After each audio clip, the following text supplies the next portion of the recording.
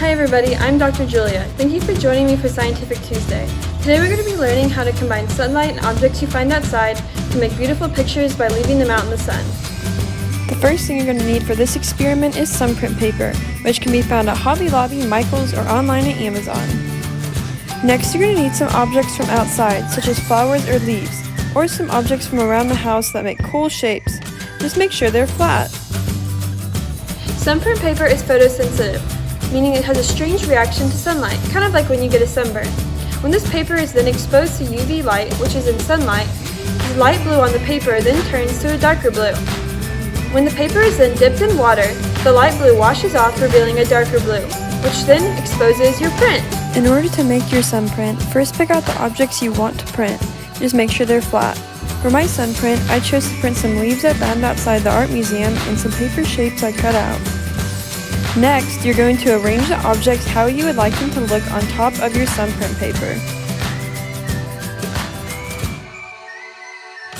Make sure to fill up a bowl with room temperature water, because you're going to need this ready after your sunprint has been out in the sun.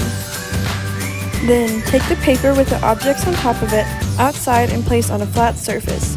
I covered my sunprint with a piece of plexiglass, which is a hard plastic, in order to keep my objects in place. But you can use any clear plastic of your choice if you choose to do this. Let your sunprint sit in the sun for 2 to 7 minutes until the paper turns pale.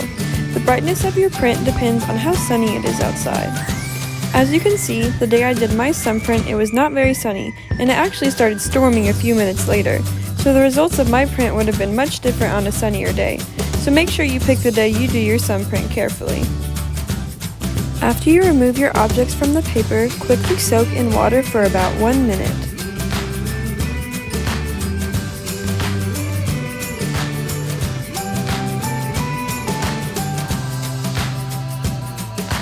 Before you do anything else with your sunprint, you're going to want to make sure it's nice and dry, so lay it out until the paper becomes firm. Once dry, you can press the sunprint under a heavy book overnight while drying to make your print look clearer. How did your sunprint turn out? Could you leave it out in the sun for longer or shorter to get different results? How about using different objects to print with? There are lots of possibilities for sunprints. Thank you for joining me for Scientific Tuesday. I hope to see you again on June 23rd for our next art experiment.